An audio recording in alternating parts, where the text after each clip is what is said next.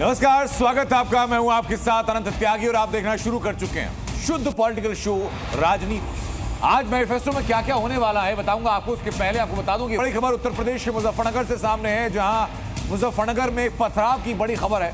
पथराव की घटना का AIMIM से कनेक्शन सामने आया। AIMIM के नगर अध्यक्ष पर भीड़ को उकसाने का आरोप है। AIMIM पार्टी का यूथ जिलाध्यक्ष है, नाम है रमीज माविया उस्मानी। तो रमीज माविया उस्मानी ने भीड़ जुटाई थी और उसने पत्थरबाजी के साथ ये CCTV फुटेज आपको दिखा रहा हूं। इस CCTV फुटेज के आधार पर पत्थरबाजों की पहचान हुई।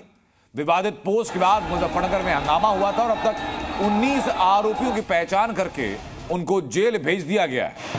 थाना बुढ़ाना में हुए उपद्रव में पुलिस ने कार्रवाई करते हुए कुल 19 लोगों को गिरफ्तार किया है। इसमें 5 लोग चिन्हित हुए हैं जिन्होंने इस पूरी चीज़ को प्लान किया था और एग्जीक्यूट किया था। इसमें हसनैन, रमीज़, आज़म, तारिक और राहिल हैं। इसमें रमीज़ AIMIM का यूथ जिलाध्यक्ष है और आज़म इसमें AIMIM का नगर अध्यक्ष है।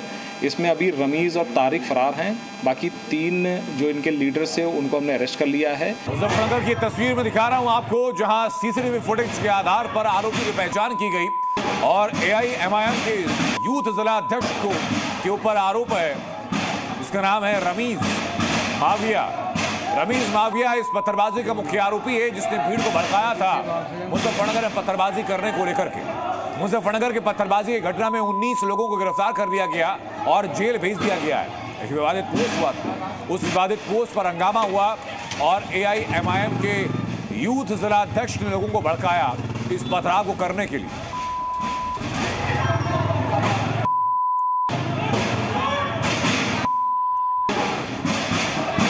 आपको उस वक्त की तस्वीर में दिखा रहा हूं। 2 तस्वीरें आपकी स्क्रीन पर हैं। पहली तस्वीर तो CCTV फुटेज है जिसके जरिए पत्थरबाजों को पहचाना जा रहा है और दूसरी तस्वीर में आपको हंगामे की तस्वीर दिख रही है, जहां पर कुछ लोग मौजूद हैं। झुंड बना करके नारेबाजी की जा रही है। पुलिस की गाड़ी खड़ी हुई है और हमारे सहयोगी अंकित मित्तल जुड़ चुके हैं हमारे साथ। अंकित, क्या अपडेट है AIMIM की भूमिका को लेकर फिलहाल? जी बिल्कुल, मैं आपको बता दूं, ये पूरा मामला जो 20 तारीख की रात को हुआ तो इसमें कुछ ही घंटों में लगभग हजारों की संख्या में लोग सड़कों पर आ गए और जमकर प्रदर्शन किया। पुलिस की सूझबूझ से मामला तो टल गया, लेकिन पुलिस ने इसकी पूरी तरीके से छानबीन की तो इसमें ओवैसी पार्टी के कुछ नेता शामिल पाए गए जिन्होंने इस पूरी साजिश को रचा था। एक जिला अध्यक्ष युवा का पाया गया और दूसरा आजम है, नगर अध्यक्ष है, वो गिरफ्तार भी पुलिस ने कर लिया और उसे सलाखों के पीछे भेज दिया। कहीं ना कहीं इसके पीछे एक बड़ी साजिश रची जा रही थी और लोगों को चंद ही मिनटों में व्हाट्सएप ग्रुपों पर अपनी वीडियो वायरल करके लोगों को बुलाया गया और वहां पर पूरा हंगामा बरपा। जिसके बाद आपका जुड़ने के लिए और अंकित ये पूरी जानकारी देने के लिए। ये तस्वीर आप देख रहे हो, उसके पहले मुजफ्फरनगर पत्थरबाजी मामले में पुलिस ने बड़ी कार्रवाई करते हुए कई आरोपियों को गिरफ्तार भी कर लिया। CCTV फुटेज की मदद से पुलिस ने पत्थरबाजों की पहचान की और देर रात दबिश भी दी। पुलिस ने 25 अज्ञात लोगों के खिलाफ मामला दर्ज किया था। ये पूरा मामला क्या था, इस रिपोर्ट के जरिए मैं दिखाता हूं आपको। मुजफ्फरनगर में जिसने बरसाए पत्थर, उन दंगाइयों पर योगी पोस्ट का हंटर। यह तस्वीर 3 दिन पुरानी। 19 अक्टूबर की रात मुजफ्फरनगर के बुढ़ाना इलाके में मुस्लिम समुदाय के लोगों का गुस्सा इतना बढ़ गया कि सैकड़ों की भीड़ सड़क पर उतर और पत्थरबाजी शुरू कर दी। ये पूरा हंगामा सोशल मीडिया पर एक आपत्तिजनक पोस्ट को लेकर हुआ। हालांकि पुलिस ने फौरन आपत्तिजनक पोस्ट करने वाले को गिरफ्तार कर लिया, लेकिन उपद्रवियों ने विरोध के नाम पर कानून को ताक पर रख दिया। बड़ा ही डर का माहौल था जी। बहुत ही यहाँ ऐसा गाली गुप्ताड़गा और बहुत 25-30 लड़के यहाँ पे इस तरह से चढ़ के आए तो हम और हमारा परिवार सभी डर गए। हमने तो दरवाजे बंदी कर लिए पहले ही। आगजनी तक की भी उनकी ये थी कि आगजनी भी कर सकते थे। अगर बाजार खुला होता तो बाजार लूट भी सकते थे। ये प्री प्लान था उनका सब। आरोपी की दुकान पर पत्थरबाजी की गई और तो प्रदर्शन के नाम पर बीजेपी के स्थानीय नेता के घर पर भी पथराव किया है। कुल मिलाकर उन्मादी भीड़ ने जमकर कानून व्यवस्था की धज्जियां उड़ाई। मगर अब इन पत्थरबाजों का पक्का इलाज शुरू हो गया। इलाके में हालात शांत होने के बाद योगी की पुलिस ने कार्रवाई शुरू कर दी। यूपी पुलिस ने 25 अज्ञात लोगों पर पत्थरबाजी का केस दर्ज किया। सीसीटीवी के जरिए आरोपियों की पहचान की गई और अब 12 से ज्यादा लोगों को गिरफ्तार कर लिया गया है। उम्मीद जताई जा रही कि आरोपियों से पूछताछ में इस हंगामे से जुड़ी कई जानकारियां सामने आएंगी। साथ ही ये भी पता चलेगा कि पत्थरबाजी में और किसका हाथ था।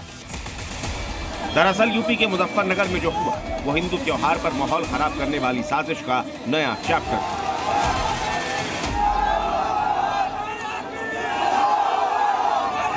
सीसीटीवी कैमरा और कैमरों की मदद से चिन्हित करने की कार्रवाई चल रही है। उसके बाद एक बड़ी कार्रवाई और होगी जिससे जो उपद्रवी है एक सबक बनेगा कि आगे से इस तरह की घटना न करे।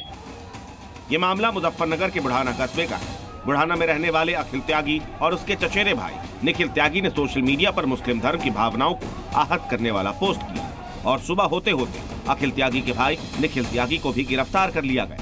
लेकिन रात के वक्त इलाके में आरोपी को तुरंत रिहा कर दिए जाने की खबर फैली और देखते ही देखते लोगों की भीड़ इलाके में इकट्ठा होती चली गई।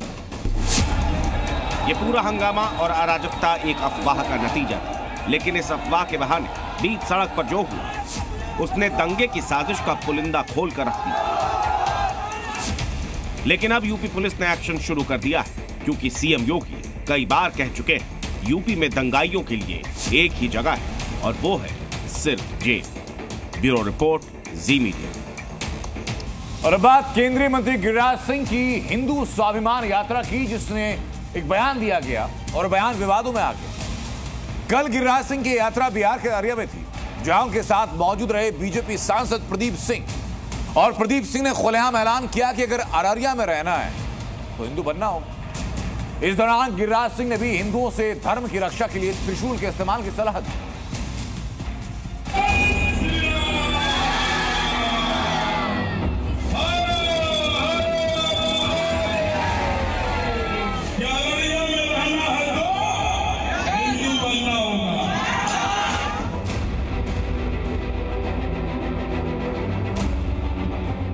पूजा महादेव के रूप में करेंगे, जब जरूरत पड़ेगा इसका उपयोग भी करना है। बिहार में जब से केंद्रीय मंत्री गिरिराज सिंह की हिंदू स्वाभिमान यात्रा शुरू हुई है, तब से हिंदू और हिंदुत्व का मुद्दा पूरी तरह से हावी हो गया है। जहां से भी ये यात्रा गुजर रही है, वहां हिंदुओं से एकजुट होने की अपील और धर्म की रक्षा का संदेश दिया जा रहा है। बोलिए जय श्री राम, जय जय श्री राम। एक दिन पहले ये यात्रा अररिया से भी गुजरी, जिसमें गिरिराज सिंह के साथ धर्मगुरु दीपांकर महाराज और बीजेपी सांसद प्रदीप सिंह भी मौजूद थे। शहर में जहां से भी स्वाभिमान यात्रा निकली, लोगों ने जोरदार स्वागत किया। लेकिन इस दौरान प्रदीप सिंह का दिया एक बयान सुर्खियां बन गई, जिसमें उन्होंने खुलेआम ऐलान कर दिया कि अगर अररिया में रहना है तो हिंदू बनना होगा। कोई बोलता है कि हम सिख और मुसलमान हैं, हमको हिंदू बनने में क्या शर्म है? हम सबको कहते हैं इलेक्शन में भी कि अररिया में रहना है तो हिंदू बनना होगा। प्रदीप सिंह ने यह बयान गिरिराज सिंह की मौजूदगी में देते हुए वहां जय श्री राम और हर हर महादेव का जयकारा भी लगाया। जय जय श्री राम, हर हर।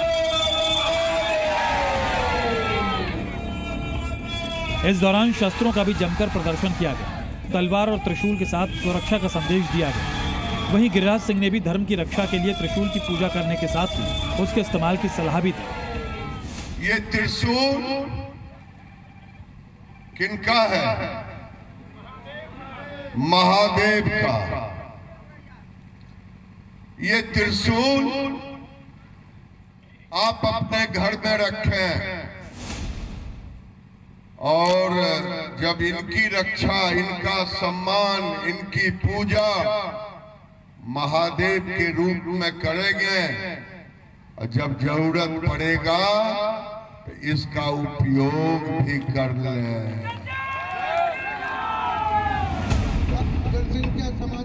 गिरिराज ने एक तरफ जहां हिंदू एकता का संदेश दिया, तो वहीं दूसरी तरफ कांग्रेस को घेरते हुए हिंदुओं से गद्दारी करने का आरोप भी लगाया। जो आज ये दुर्दशा है हिंदुओं का 47वें बंटने के बाद भी हिंदुओं की यही दुर्दशा है और बाबा साहेब अंबेडकर की बात न मानना, आज उन्होंने कहा था भुगतना पड़ेगा, आज हम भुगत रहे हैं। वहीं बीजेपी सांसद प्रदीप सिंह का बयान वायरल हुआ तो नीतीश सरकार के मंत्रियों और जेडीयू नेताओं ने बिहार में सभी धर्मों के सम्मान का दावा कर दिया। ये सब चीज टिप्पणी किसी को नहीं करना चाहिए, वो हिंदू हो, मुसलमान हो, सिख हो, ईसाई हो, सारे लोग जाति धर्म के हमारे देश में रहते हैं। संविधान सबको सम्मान किया है, संविधान सबको लेकर चलने की बात कही है। जो ऐसे टिप्पणी किए होंगे मुझे नहीं मालूम है, ऐसा नहीं करना चाहिए। देश का इतिहास है, हजारों साल से हिंदू, मुस्लिम, सिख, ईसाई सब समाज मिलजुल के रहता है। जो लोग इस तरह का वक्तव्य देते हैं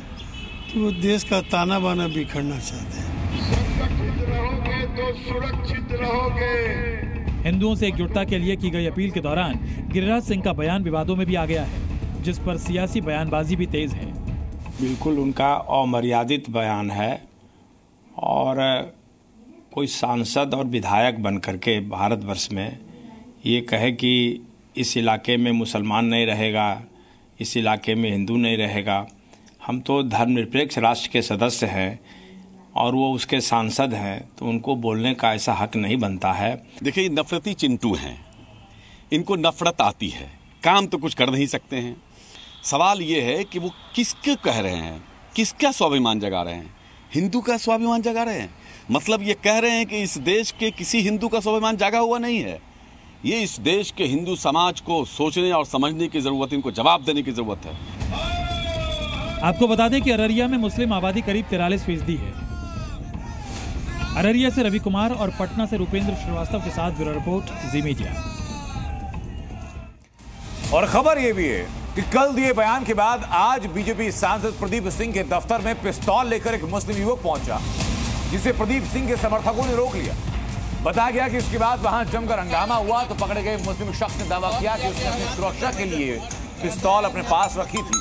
ये उसी पिस्तौल की तस्वीर जिसको कपड़े में लपेटा गया और सामने बैठे हैं सांसद प्रदीप सिंह।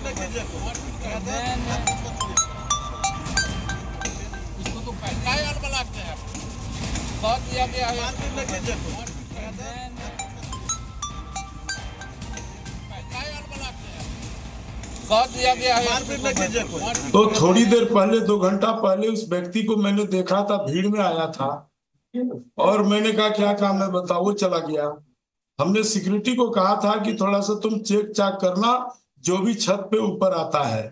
तो उसी क्रम में पुनः वो घूम के आया, जब उनका कमर चेक किया तो वो भागने लगा, तो फिर उसको दबोच करके पकड़ा गया। वो अच्छा पिस्टल लेके बिना लाइसेंस का मेरे घर क्यों आएगा?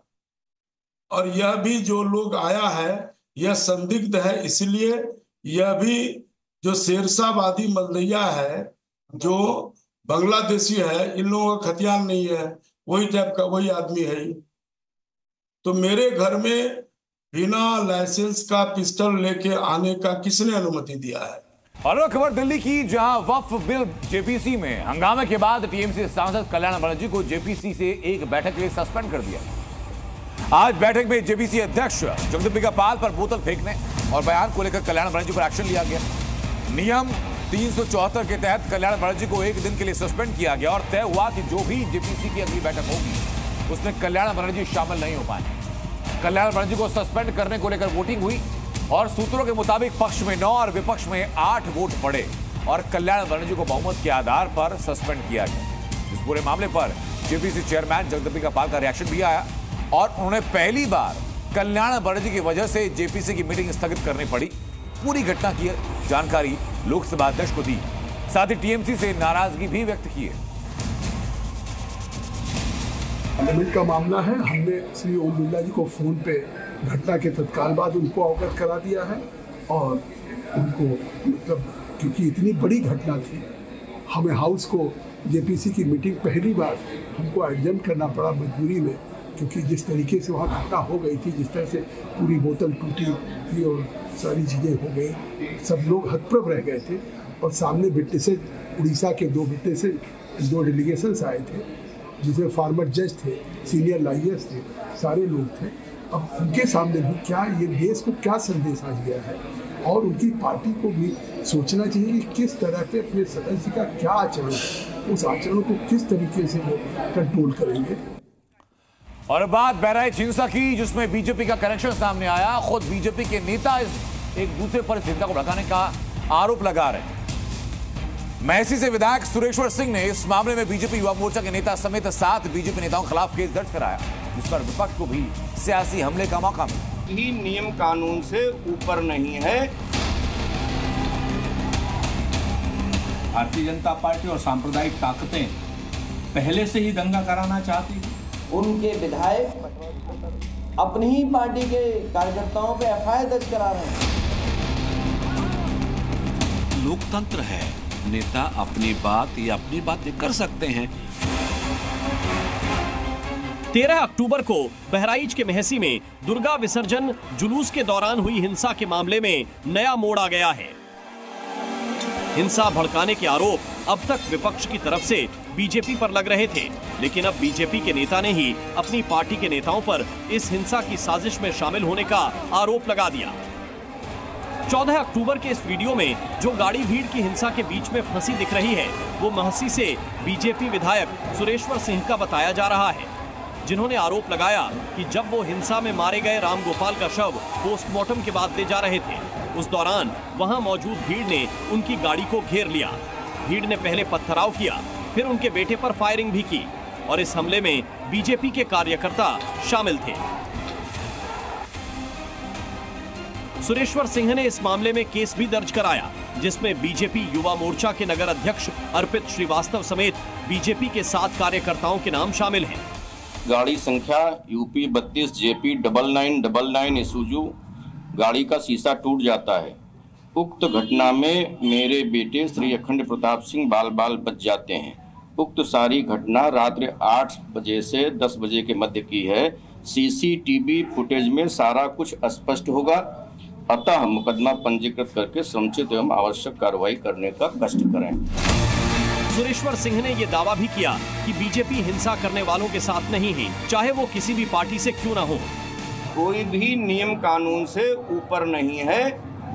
जब जो नियम कानून के तहत आएगा उसके तहत दंडित किया जाएगा। ऐसी कार्रवाई होगी कि दोबारा इस कृत्य को नहीं करेंगे। सुरेश्वर सिंह ने अपनी ही पार्टी के नेताओं पर दंगे में शामिल होने का आरोप लगाया, तो विपक्ष को बैठे बिठाए सरकार को घेरने का मौका मिल गया। उत्तर प्रदेश में दंगा कराने का काम बहराइच में अगर किसी ने किया तो भारतीय जनता पार्टी के नेता उसमें शामिल थे। उनके विधायक अपनी ही पार्टी के कार्यकर्ताओं पे एफआईआर दर्ज करा रहे हैं, और क्या उसमें धाराएं लगवा रहे हैं कि इन्होंने षड्यंत्र किया और दंगा करवाया है। क्या सत्ता पक्ष, भारतीय जनता पार्टी और सांप्रदायिक ताकतें पहले से ही दंगा कराना चाहती थी? आज सुरेश्वर सिंह ने जो आरोप लगाया है वो तो इसी ओर इंगित करता है। क्या सुरेश्वर सिंह के परिवार को मारने की साजिश थी बहराइच दंगा, जिसमें रामगोपाल मिश्रा नाम का लड़का भी मारा गया? वहीं हरियाणा में सीएम योगी बीजेपी के लिए ट्रंप कार्ड साबित हुए। जिन सीटों पर प्रचार किया वहां बीजेपी के पक्ष में लहर चली। हिंदुत्व पर दिए उनके बयान चुनाव के दौरान काफी चर्चा में रहे, लेकिन अब उनके बयानों के पोस्टर महाराष्ट्र में लग रहे हैं। क्या हरियाणा का जादू महाराष्ट्र पहुंच चुका है? क्या महाराष्ट्र में हिंदू कार्ड चलेगा? योगी के प्रचार से माहौल क्या बनेगा? इस रिपोर्ट में उसका उत्तर देखिए।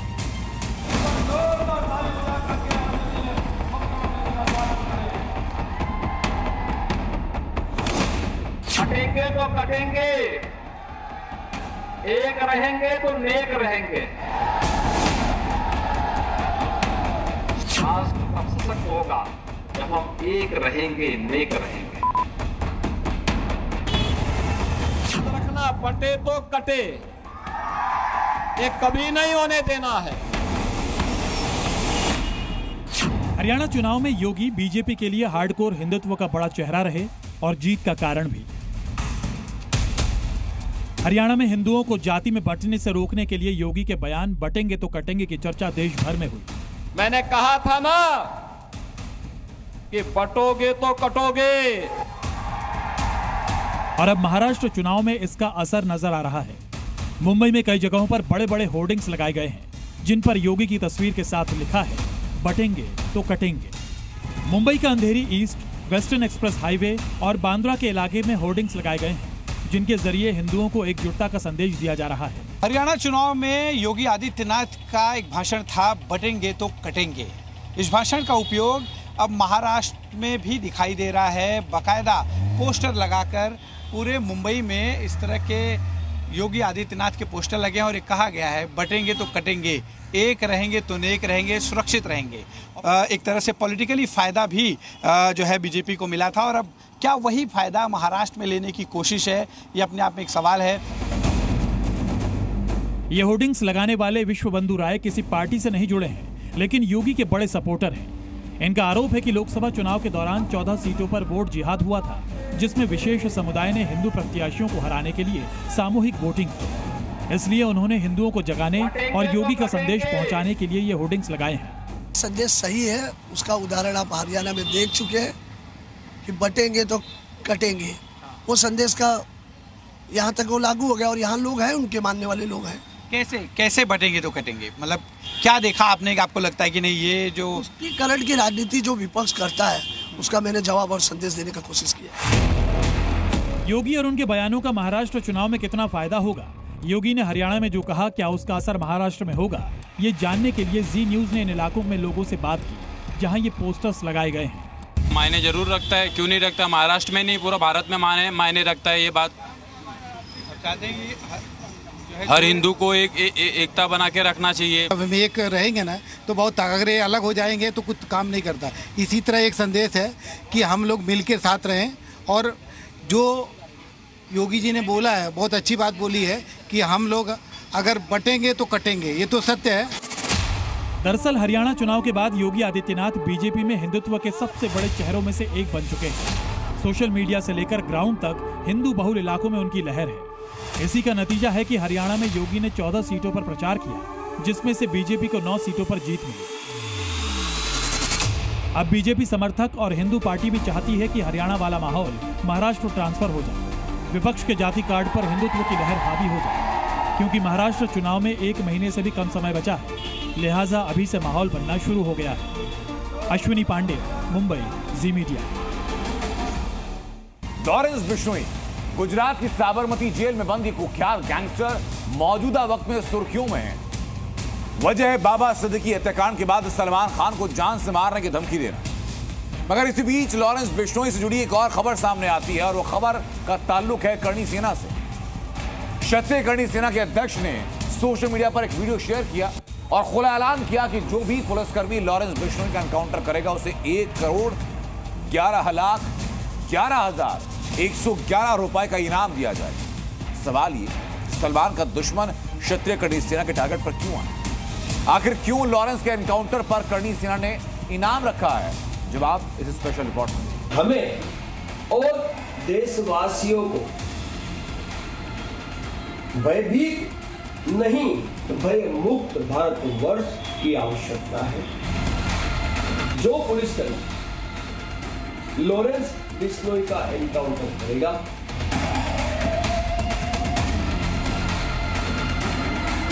उस पुलिसकर्मी को 1,11,11,111 रुपए का पुरस्कार करणी सेना द्वारा प्रदान किया जाए। 1,11,11,111 रुपए, यही इनाम रखा गया है देश के कुख्यात गैंगस्टर लॉरेंस बिश्नोई के एनकाउंटर और उसकी मौत पर, वो भी पूरे 1,11,11,111 रुपए, जिसके नाम से अंडरवर्ल्ड थर्राता है, जिसकी दहशत से दिल्ली मुंबई ही क्या अमेरिका कनाडा तक कोहराम मच जाता है, जिसके शूटर्स जब चाहे जिसे चाहे मौत के घाट उतार सकते हैं। गुजरात की साबरमती जेल में बंद उसी कुख्यात गैंगस्टर लॉरेंस बिश्नोई के एनकाउंटर पर करोड़ों रुपए का इनाम रखा गया है, वो भी क्षत्रिय करणी सेना की तरफ से। मुझे सिर्फ इतना पता है, हमारी धरोहर परम आदरणीय अमर शहीद सुखदेव सिंह गोगामेडी जी की हत्या लॉरेंस बिश्नोई द्वारा कराई गई थी। जो पुलिसकर्मी लॉरेंस बिश्नोई का एनकाउंटर करेगा, उस पुलिसकर्मी को 1,11,11,111 रुपए का पुरस्कार करणी सेना द्वारा प्रदान किया जाएगा। हमें और देशवासियों को भयभीत नहीं, भय मुक्त भारत वर्ष की आवश्यकता है। जय भवानी, जय माता। माथे पर केसरिया साफा, सफेद लिबास, हाथ में कड़ा और 10 उंगलियों में सोने की अंगूठी। सरेआम लॉरेंस बिश्नोई के एनकाउंटर पर इनाम का ऐलान करने वाले इस शख्स का नाम राज शेखावत है, जो क्षत्रिय करणी सेना के अध्यक्ष हैं।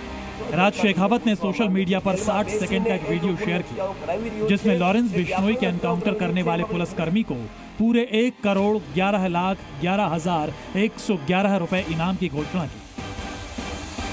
जो पुलिसकर्मी लॉरेंस बिश्नोई का एनकाउंटर करेगा, उस पुलिसकर्मी को 1,11,11,111 रुपए का पुरस्कार करणी सेना द्वारा प्रदान किया जाएगा।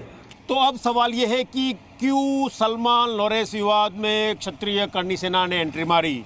क्यों क्षत्रिय करणी सेना के अध्यक्ष राज शेखावत ने लॉरेंस के एनकाउंटर पर इनाम रखा? तो इसके पीछे की वजह है करणी सेना के अध्यक्ष सुखदेव सिंह गोगामेडी का हत्याकांड। दरअसल बीते साल श्री राष्ट्रीय राजपूत करणी सेना के अध्यक्ष सुखदेव सिंह गोगामेडी की गोली मारकर हत्या कर दी गई थी। आपको बता दें कि 5 दिसंबर 2023 को हमलावरों ने घर में घुसकर गोगामेडी को गोली मारी।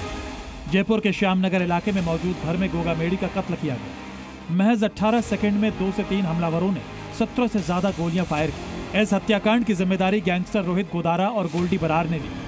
एनआईए की जांच में भी गैंगस्टर रोहित गोदारा को मुख्य साजिशकर्ता बताया गया। रोहित गोदारा और गोल्डी बरार जैसे गैंगस्टर का ताल्लुक लॉरेंस बिश्नोई से है, लिहाजा तभी से करणी सेना लॉरेंस बिश्नोई के एनकाउंटर की मांग करने लगी। और मौजूदा वक्त में क्षत्रिय करणी सेना के अध्यक्ष राज शेखावत ने भी अपने वायरल वीडियो में सुखदेव सिंह गोगामेडी हत्याकांड का जिक्र किया। हमारी धरोहर परम आदरणीय अमर शहीद सुखदेव सिंह गोगामेडी जी की हत्या लॉरेंस बिश्नोई द्वारा कराई गई। लॉरेंस बिश्नोई फिलहाल ड्रग तस्करी के मामले में गुजरात की साबरमती जेल में बंद है।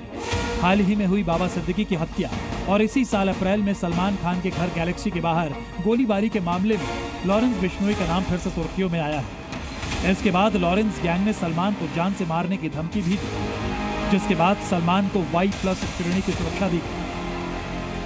हैरान करने वाली बात है कि क्षत्रिय सेना के राष्ट्रीय अध्यक्ष राज शेखावत ने वायरल एक वीडियो में लॉरेंस के एनकाउंटर पर इनाम का ऐलान किया। उन्हें भी लॉरेंस गैंग की ओर से मारने की धमकी दी गई और ये दावा खुद राज शेखावत ने किया। મને ધમકી મળી છે, મને લોરેન્સના માણસો દ્વારા જાનથી મારી નાખવાની ધમકી આપવામાં આવી છે। राज शेखावत गुजरात और राजस्थान का जाना माना चेहरा है। शेखावत का राजपूत परिवार से ताल्लुक है। वो बीजेपी नेता भी रह चुके हैं और जिस सोशल मीडिया अकाउंट पर राज शेखावत ने वीडियो शेयर किया है, उसकी प्रोफाइल में खुद को बीएसएफ का जवान भी बता रखा है। अब देखना यह होगा कि राज शेखावत के एनकाउंटर पर इनाम वाले ऐलान के बाद लॉरेंस गुट की क्या प्रतिक्रिया रहती है। क्या लॉरेंस गैंग फिर से राज शेखावत को धमकी देगा या फिर लॉरेंस के शूटर्स क्षत्रिय करणी सेना के अध्यक्ष को डराने धमकाने के लिए कोई बड़ा कदम उठाएंगे? फिलहाल इस पर सस्पेंस है। ब्यूरो रिपोर्ट, जी मीडिया। तो एक तरफ कुख्यात गैंगस्टर लॉरेंस बिश्नोई के एनकाउंटर के लिए 1 करोड़ का इनाम रखा गया, तो दूसरी तरफ बाहुबली लॉरेंस बिश्नोई को महाराष्ट्र से चुनाव लड़ने का ऑफर दिया गया। उत्तर भारतीय विकास सेना नाम की इस पार्टी ने बाकायदा चिट्ठी लिखी। ऐसे में सवाल ये कि क्या कोई पब्लिसिटी स्टंट है?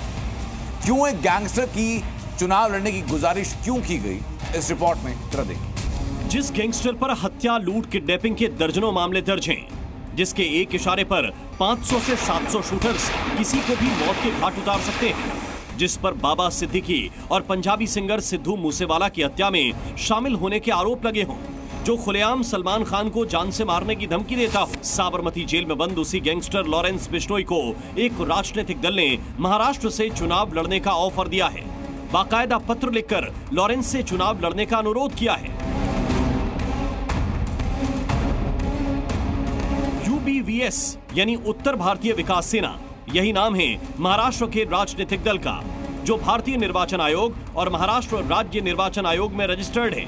इसी पार्टी के राष्ट्रीय अध्यक्ष सुनील शुक्ला ने लॉरेंस बिश्नोई को पत्र लिखकर महाराष्ट्र में चुनाव लड़ने की गुजारिश की है। हम तो मानते हैं कि हमको ऐसे मजबूत, ऐसे धाड़स लोगों की जरूरत है जो उत्तर भारतीय समाज को लेकर आगे चल सके। और अंदर विधानसभा में क्यों जा रहा है? लोक सेवा करने के लिए जा रहा है, समाज सेवा के लिए जा रहा है।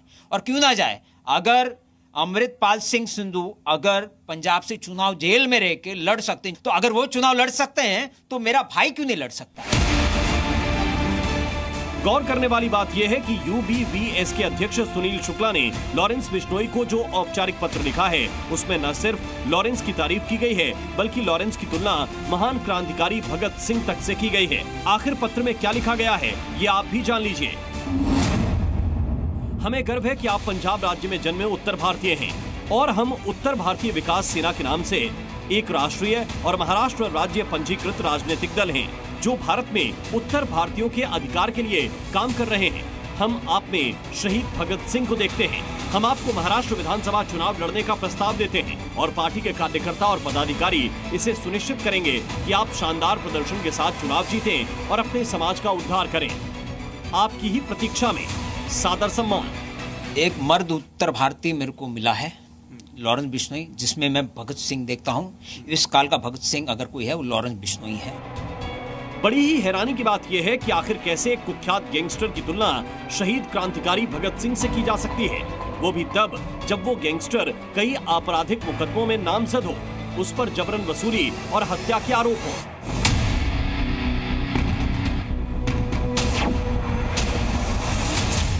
ये अलग बात है कि अक्सर लॉरेंस को जेल में या फिर जेल के बाहर भगत सिंह की तस्वीर वाली टी-शर्ट में देखा गया है। शहीद भगत सिंह को लॉरेंस अपना आदर्श भी मानता है, लेकिन सिर्फ आदर्श मानने भर से ही कोई भगत सिंह नहीं बन सकता और लॉरेंस के गुनाहों पर पर्दा नहीं डाला जा सकता। मुंबई से अश्विनी पांडे के साथ ब्यूरो रिपोर्ट, जी मीडिया। तो राजनीति में आज के लिए सिर्फ इतना ही। आप बने रहिए जी न्यूज के साथ। नमस्कार।